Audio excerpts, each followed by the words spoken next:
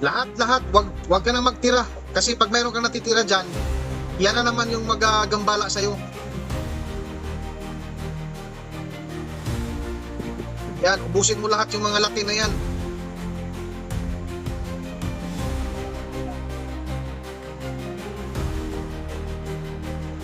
Yan.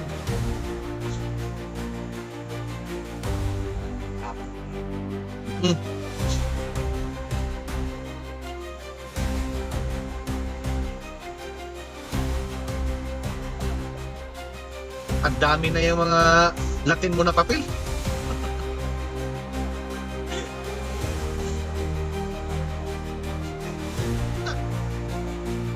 Pangina, ang dami niya, no?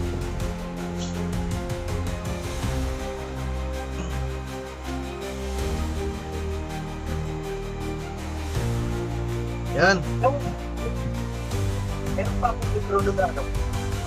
Basta Latin. Huwag ka na magtira dyan. Ubusin mo na yan.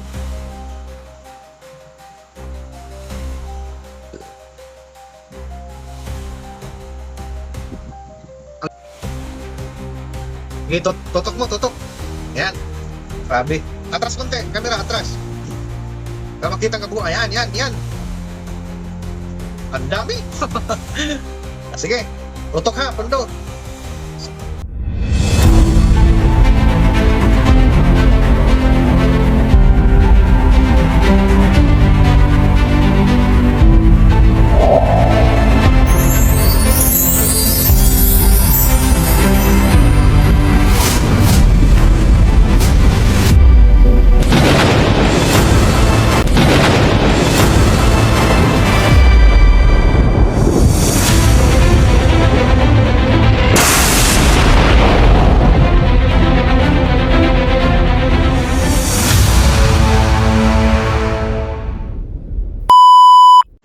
Ano rin kay Panginoong Kristo. Iba ang Diyos, iba ang Hesukristo.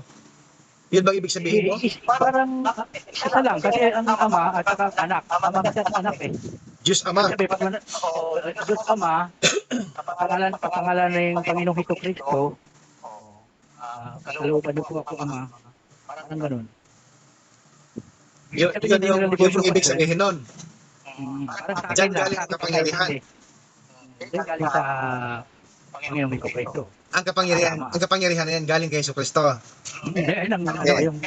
Ito ay malinaw ha. Ito ay sagutin mo.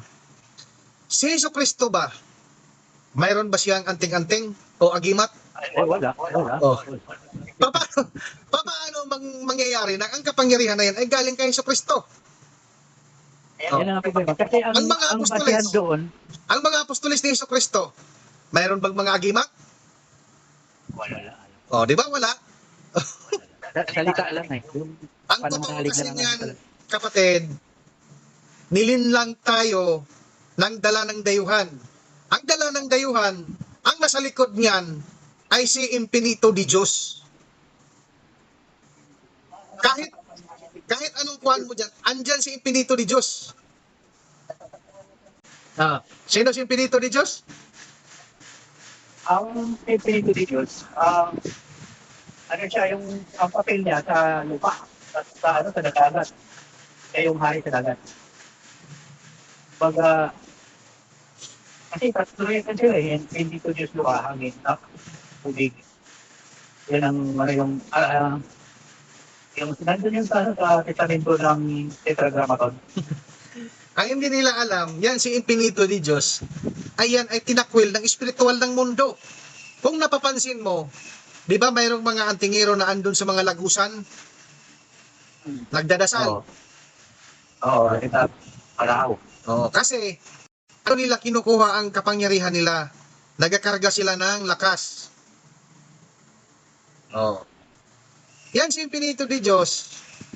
Lahat ng mga tinatawag, Kristo, 7 Arkangeles, iisa lang din yan. Sa likod yan, si Infinito di Diyos lang din yan. Ginamit niya ang pangalan ni Hesukristo para malinlang ang mga tao. Ngayon, kung ayaw nilang maniwala, nasa kanila naman yan eh, kasi paniniwala nila yan. Pero, yan yung katotohanan. Na ang sa likod ng yan ay si Infinito di Diyos. Oo. Ay, Kaya, malaking kalokohan. oo. Kaya nga yung mga tinatawag nyo, nakikita nyo ba? Ay, wala. Hindi. O di ba? Kasi nakapikit eh. Alam mo, kung nakikita nyo lang talaga si Impinito di Diyos, matatakot kayo. Baka sabihin nyo, ayaw ko nang magiging antingero. Yan si Impinito di Diyos. 2 taon nakipaglaban ang mahal na Agos namin dyan. Espiritual sa espiritual. At nakikita niya ang mukha ng Impinito di Diyos na yan. Kaya sabi nga ng mahal na Agos, kung alam nyo lang ang tinatawag nyo, baka tumakbo na kayo at iniwan nyo na ang lahat ng mga gamit nyo. Hindi kasi alam ng kuwan yan eh. Tulad sa inyo eh. Ang Ay, Agos namin ginagana. ay nakakaalam yan. Kaya kung napapansin nyo, tuwing nagakarga kayo, mabibigat, Hmm. mayroon naman talagang kapangyarihan dyan. Pero yun nga lang ay galing kay Impinito di Diyos para kayo ay maniniwala na ang tinatawag nyo ay Diyos Ama o Diyos. Ganun. Yan. Marami pang kwento dito sa mundo na alam ng Agos namin. Ito ay maiksi lang tong sinasabi ko sa iyo kasi umabot na tayo ng 30 minutes. Kalahating oras na tayo nagsasalita dito. Ngayon, ano ba ang balak mo, kapatid? Ay, talagang estilo talaga ako. Desidido ka. Lahat ng Oo, gamit mo ay lulusawin na natin yan. Oo, lang tawin. Sige, kumuha ka ng planggana, lagyan mo ng tubig, at dyan natin yan. Kung nakikita mo yung vlog ko, ganun din ang ginagawa natin. Malabas ko to pag nasa loob ka na ng Tres Mundo. Okay. Mm-hmm. Kuha Sige, ng tubig. kuha ka ng tubig.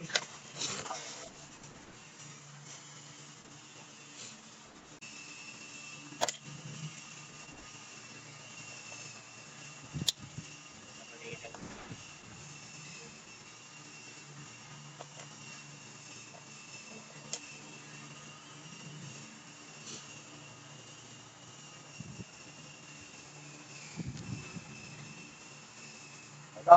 Sige, patingin nga ako sa mga gamit mo. Yan lahat, mga medalyon mo, sinturon, mga lana, yan. Teka muna kapatid, unahin mo muna yung mga Latin. Oh, unahin mo muna yung mga Latin. Yan. Lublob mo yan dyan. Oh.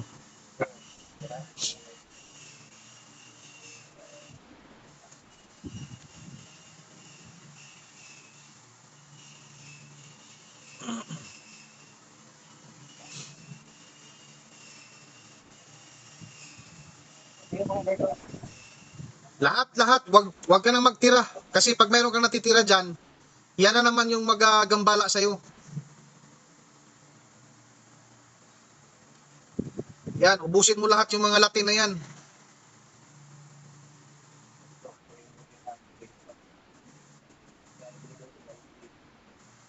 Yan.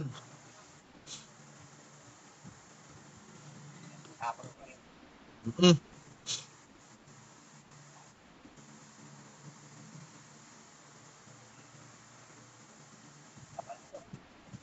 Ang dami na yung mga Latin mo na papel.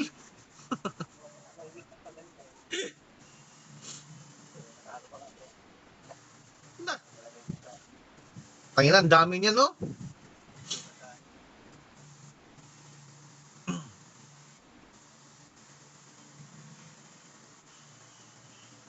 Yan.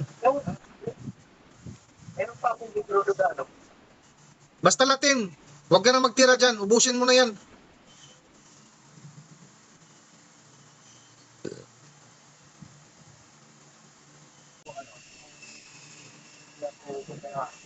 Parang ma, mapuno yata yung planggana natin.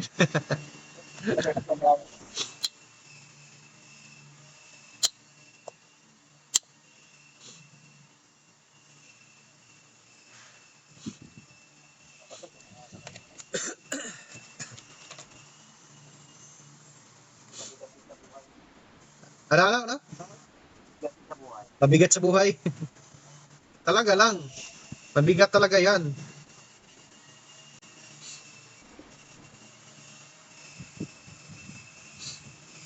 Madami mga Ang dami. Lahat pala yan yung mga notebook mo dyan. May mga nakasulat din.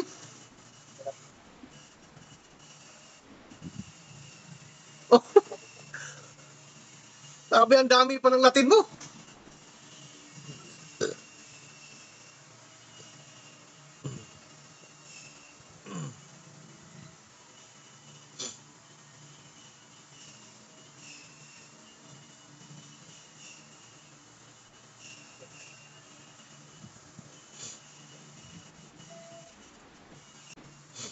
bubuksan ko ano to? Ha? Bubuksan. O yung mga grapa, buksan mo yan.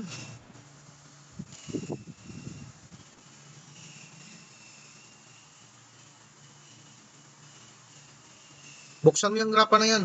Ayan.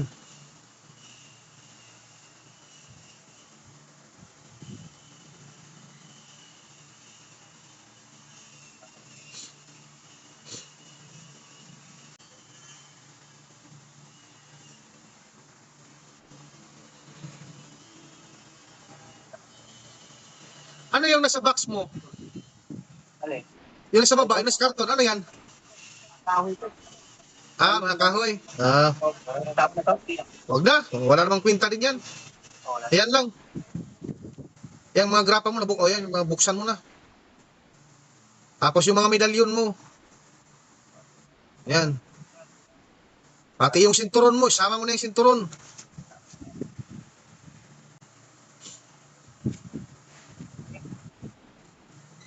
Yan. Basahin mo lahat.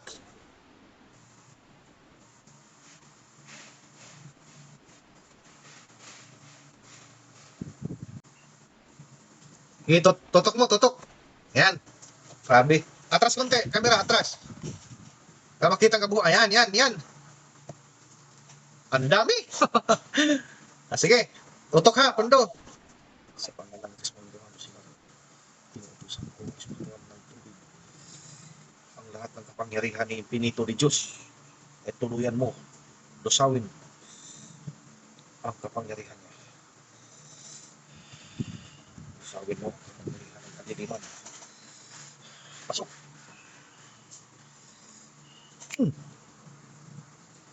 Sige. Walang saysay na yan. Ikaw na naman, kapatid. Kuha ka ng tubig. Para sa'yo.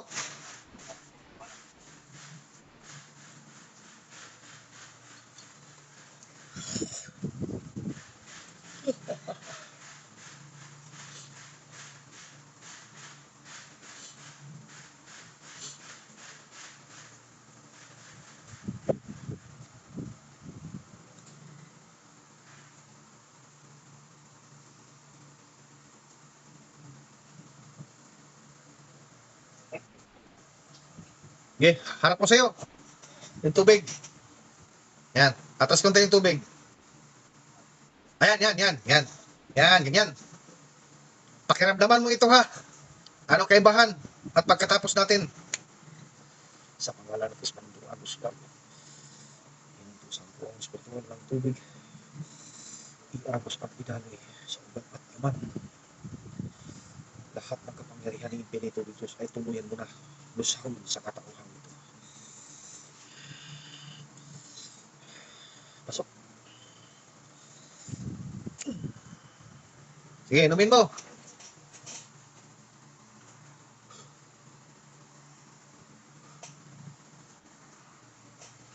Sa pangalan ng Espiritu Agos lang, inutusan ko ang Blue Spirit.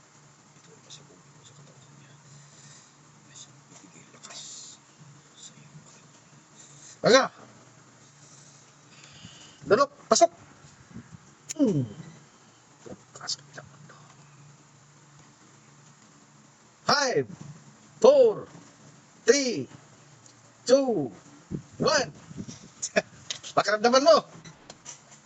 Mainit yung araw. Uminit? Na Uminit? Ang yung bigat mo, nawala. Ah. Ilapit mo yung mic mo, hindi ko marinig. Parang may hangin dito na. Sige, sabihin mo kung ano yung kaibahan.